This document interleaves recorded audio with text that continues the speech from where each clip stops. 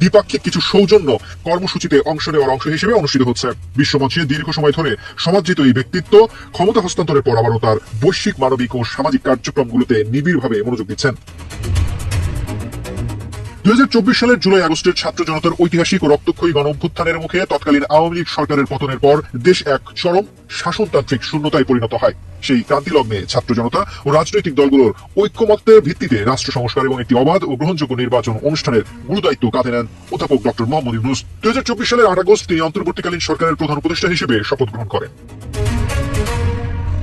পরবর্তীতে দীর্ঘ প্রতীক্ষিত দ্বাদশ জাতীয় সংসদ নির্বাচন চলতি বছরের 12 ফেব্রুয়ারি সফলভাবে অনুষ্ঠিত হয়। নির্বাচন সম্পন্ন হওয়ার পর গণতান্ত্রিক ধারাবাহিকতা রক্ষা করে গত 17 ফেব্রুয়ারি 2026 তারিখে নির্বাচিত নতুন সরকারের কাছে অত্যন্ত মর্যাদাপূর্ণ ও আনুষ্ঠানিকভাবে ক্ষমতা হস্তান্তর করেন ডক্টর মোহাম্মদ ইউনূস।